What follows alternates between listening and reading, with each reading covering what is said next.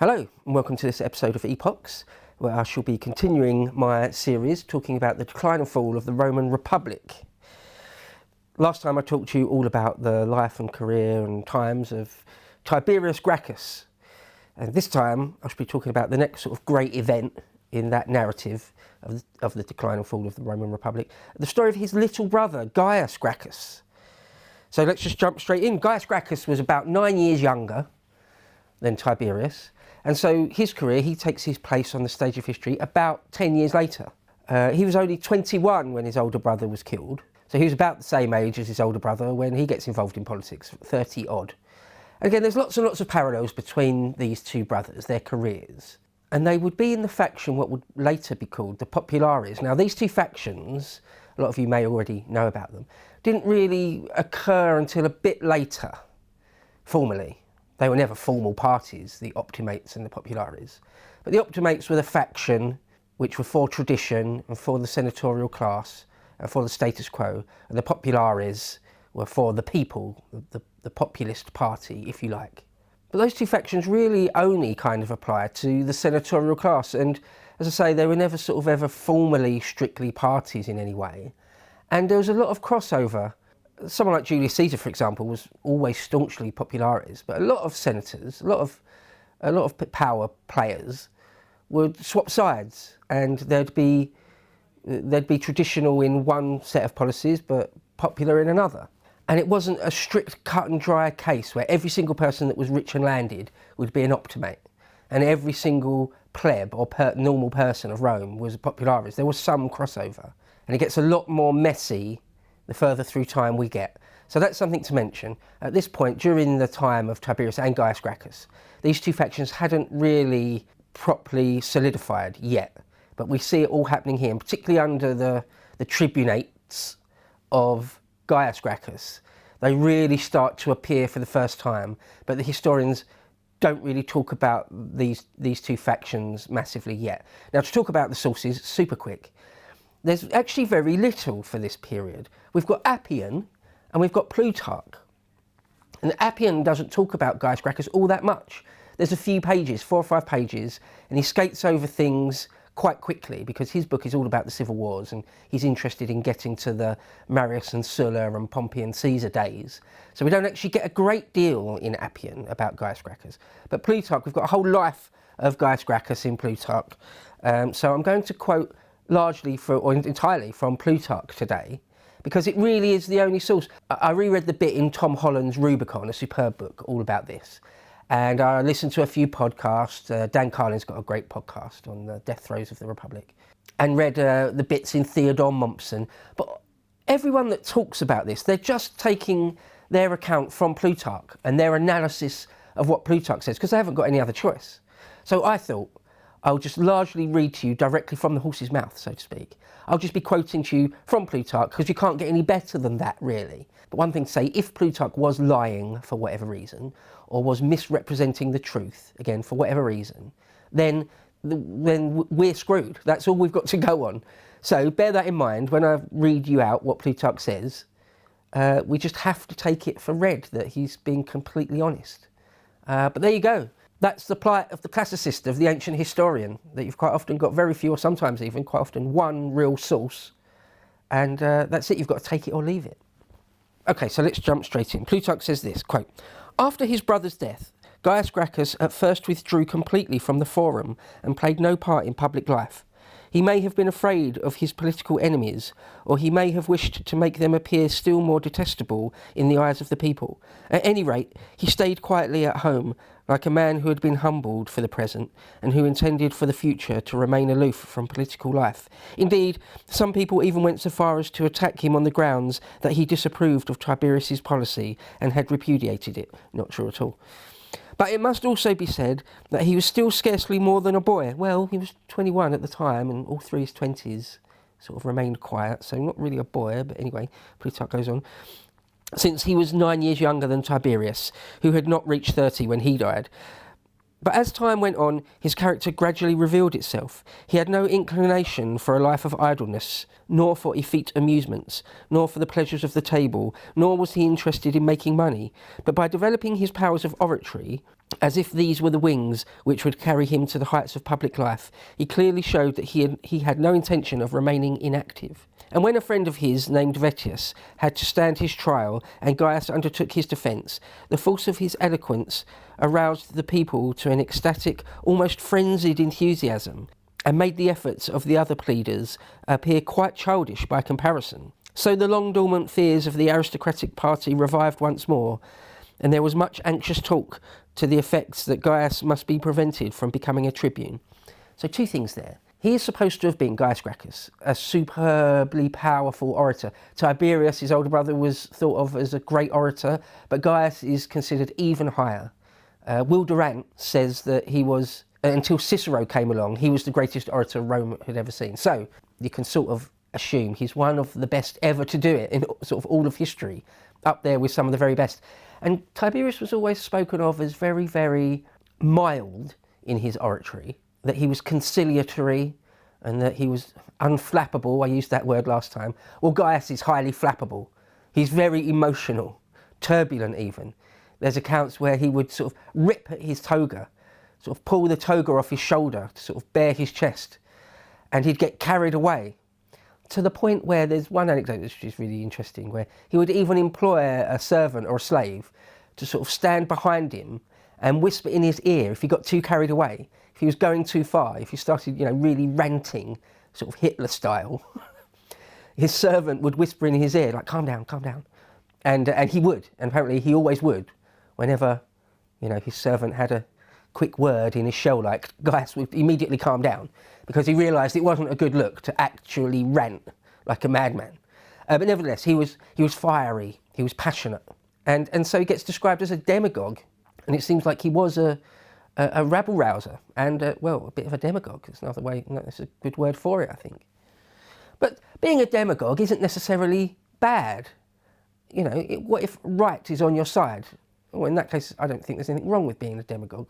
Whipping people up into a frenzy for the right cause, I don't see any problem with that personally, but there you go. Some of you might disagree with me. So Plutarch tells us that at first Gaius actually didn't want to get involved in politics, sort of the higher offices of politics in Rome anyway. But he, quote, found it impossible to resist the appeals of his friends and of the people that he should enter public life. A bit further down, Plutarch says, yet in spite of these facts, it is often alleged that Gaius was an out-and-out demagogue who was far more eager to win the good opinion of the masses than his brother Tiberius had ever been. But the truth is quite different, namely that Gaius seemed to have been drawn into public life by necessity rather than choice. We also have the testimony of Cicero the orator, about a generation later, who says that Gaius had begun by shunning any prospect of office and had decided to live in retirement when his brother appeared to him in a dream and said, "Why do you hesitate, Gaius? There is no escape. Fate has decreed the same destiny for us both. We live and die in the service of the people." End quote. Now, there are also a lot of parallels with the two Gracchi brothers, with the two Kennedy brothers, John and Robert Kennedy, where when Robert Kennedy ran to be president in the late 60s, he had already lived through the assassination of his older brother, and it deeply, deeply affected him. Dan Carlin makes this point very, very well, that Bobby Kennedy, before and after Jack had been killed, was sort of a different man. Afterwards, he was much more radical and also much more cautious, if that makes any kind of sense. He knew what might lie in store for him if he wasn't careful, but actually his worldview and his policies were even more hardline. Well, that's the same for Gaius Gracchus. He was now a much harder line, a much more radical version of his older brother. And the times had changed. From 1963 to 1968, the world had moved on, and politics was even more filled with emotion than it had been. Same goes for Rome. Tensions had heightened, if anything. But the senatorial class had thought they'd sort of put the genie back in the bottle after they'd clubbed Tiberius and a few hundred of his followers to death and thrown them in the Tiber. Because for a few years, things did go back to normal. There weren't any sort of radical demagogue-style tribunes trying to go over the head of the Senate. But as soon as Gaius Gracchus becomes a tribune, which is in a bit, I'll get to his earlier career, but once he becomes a tribune, it's sort of immediately obvious that he's going to start stirring the hornet's nest once more. So, Gaius Gracchus's earlier career. He became a quaestor, which is sort of like there's different types of quaestors, whether they're civic ones or military ones. It seems that he was a military quaestor, which is a type of administrative role, perhaps to do with the balancing of books and things as well. And he was posted to Sardinia. And when you were posted to Sardinia, there was a proconsul, sort of an ex-consul, in charge of Sardinia as a Roman overseas territory. And the proconsul would have formally, legally, a set of helpers to help him do all the administration, including his quaestors. So Gaius Gracchus is sort of attached to this proconsul. When the proconsul goes to Sardinia, he goes with him. When the proconsul comes back to Rome after his term of office, it's then that his quaestors, Gaius Gracchus and others, can return to Rome with him. And this proconsul was called Orestes. So Gaius Gracchus had been in the army 4 years and then achieved the office of quaestor, and he was down in Sardinia for 2 years. And then at the end, when his term was sort of up, or should really have been up, the Senate passed a decree, because they know what's coming. They suspect exactly what and who Gaius Gracchus really is.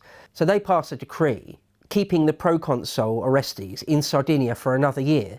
And it's all kind of obviously just a ploy to keep Gaius Gracchus out of politics in Rome. And apparently it's just clear to everybody involved that that's what this is all about. And Gaius Gracchus is sort of, I suppose, old enough and ready to sort of dive into Roman politics, urban Roman politics. So he just sort of defies that decree and returns to Rome. Now, when he gets to Rome, his enemies say immediately try and pull him up on charges for that. You can't just desert your consul, the proconsul, the administrative ruler of Sardinia. You can't just do that. But where Gaius Gracchus was sort of a great lawyer, and we already said already he sort of defended people in court and things, and a superb orator, he knew his mind and he knew how to express it, and he couldn't be messed with very easily. He says, no, it's just by convention that quaestors, after a year, or certainly 2 at most, have to stay with their proconsul. I don't have to, there's no law saying that. And you never passed a law, it was just sort of an order. So no, I haven't broken any law by coming back to Rome. He acquits himself in the law courts. And so his enemies try to pull him up on any other charges, any other sort of trumped up charges they can get.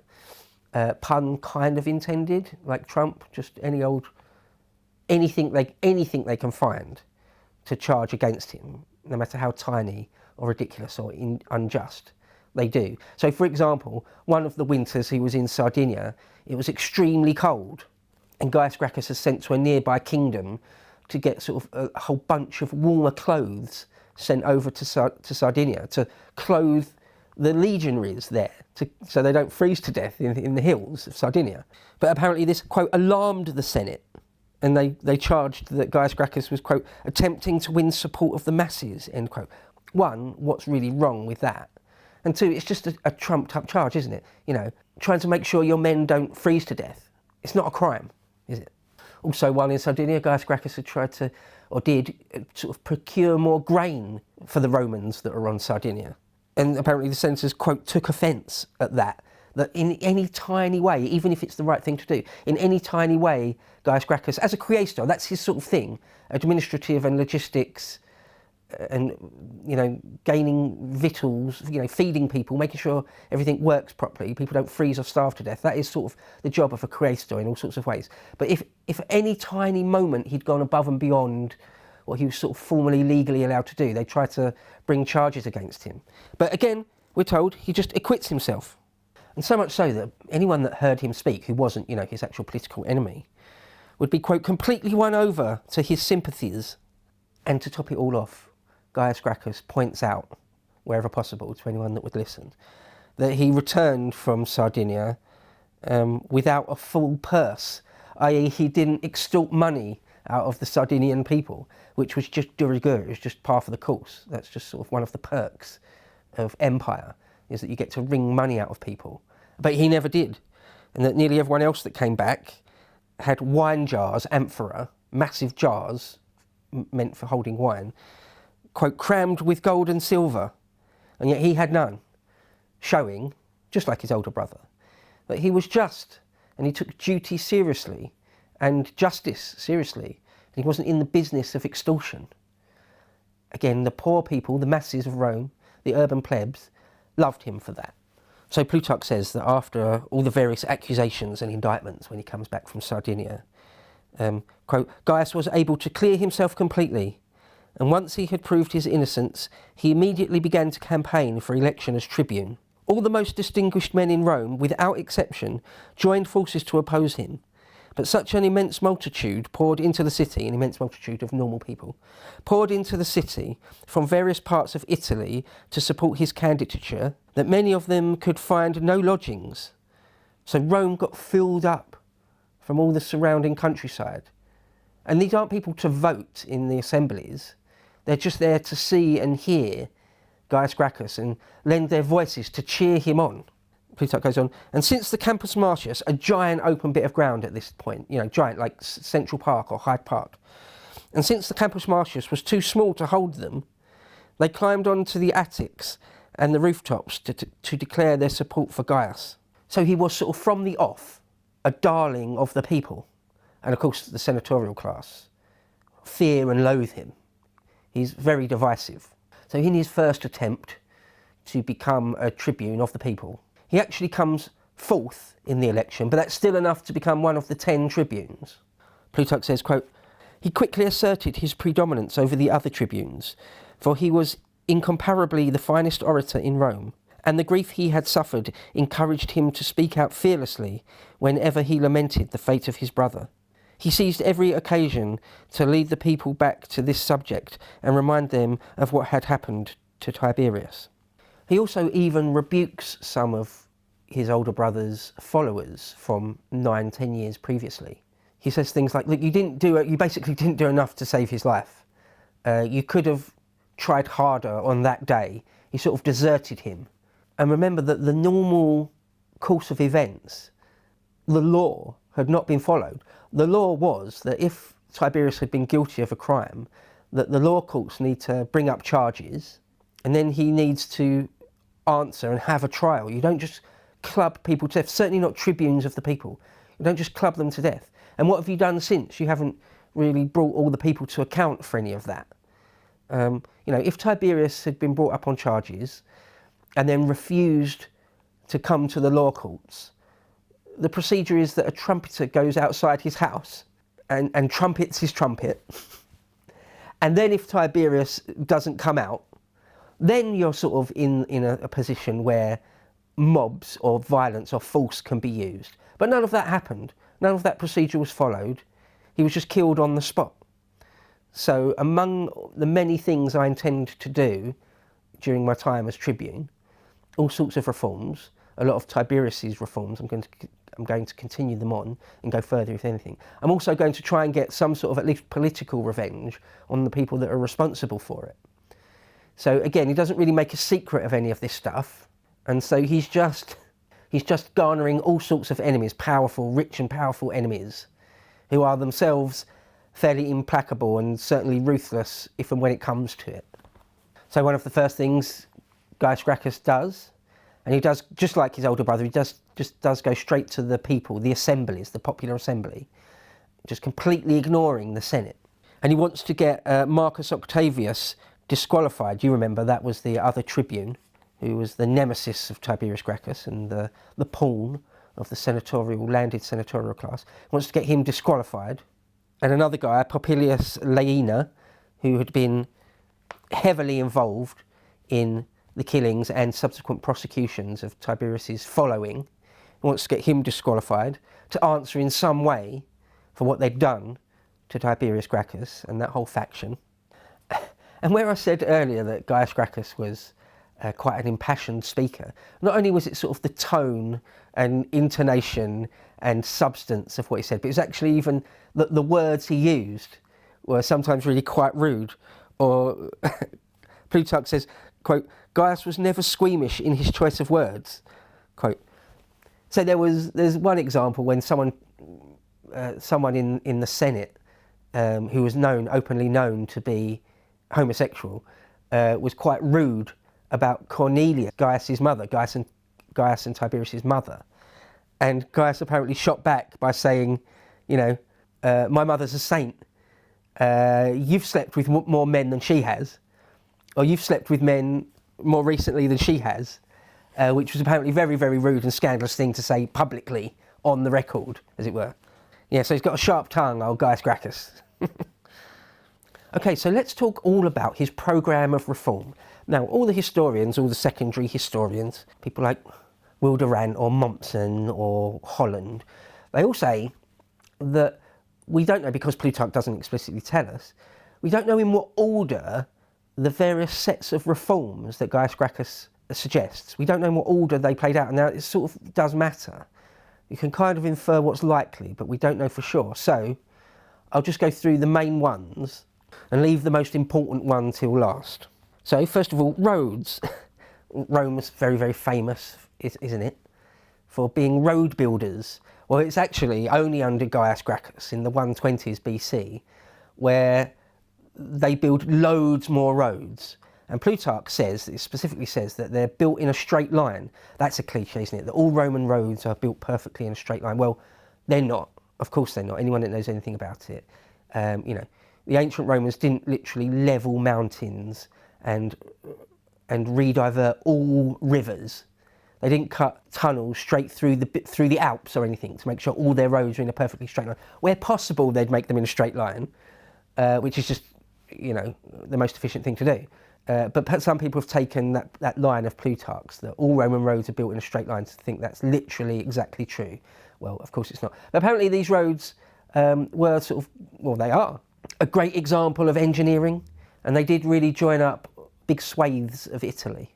And that also generated large amounts of employment, because Rome at this time, as had been for a few generations, sort of filled with the urban poor or homeless, particularly the Aventine Hill.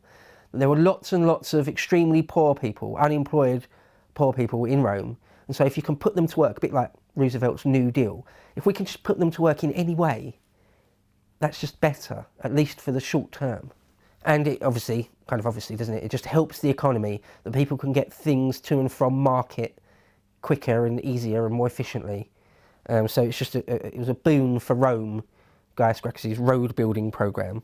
There are a few reforms in the army. One that was that he made sure that conscription only began at 17. In other words, let's not have child soldiers. That's not a great look, is it? So you have to at least be 17 before you can join the army. The normal people, again, loved that. They didn't necessarily like their children, or like 14-year-olds or whatever, going into the army and getting killed overseas before they can even grab a beard. So that's another thing that the people loved him for. And to just sort of, in most general terms, improve conditions a bit in the army. Again, make sure they've got warm clothes when need be. Make sure they don't starve to death. You'd think these bases had already been covered, but no, not necessarily. And at this time already, a lot of the army were poor people. Now, people that know about this might know that in a generation's time, or not even a generation's time, Gaius Marius, brings in many of his reforms.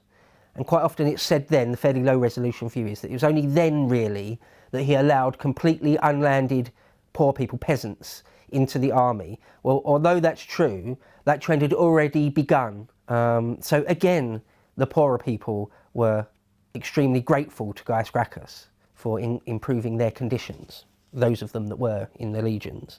He brought in a law to sort of try and alleviate famine and hunger in Rome, the lex frumentaria. And this meant that the state itself would buy up massive grain supplies in bulk and keep them in these giant warehouses just outside Rome, or at Ostia, not too far from Rome, and then sell it to the people at a massive discount, for almost nothing. Now, in later generations to come, it became completely free. It was a grain dole, and then that became a political tool. To watch the full video, please become a premium member at lotuseaters.com.